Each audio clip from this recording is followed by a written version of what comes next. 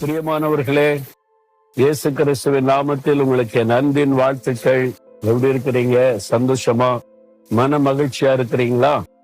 ஆண்டவர் இயேசு கிறிஸ்து நம்ம கூட இருக்கிறதுனால, நம்மோடு பேசுறதுனால எப்பவுமே நம்ம சந்தோஷமா தான் இருக்கணும். எதுக்கு நீங்க கவலைப்படணும்?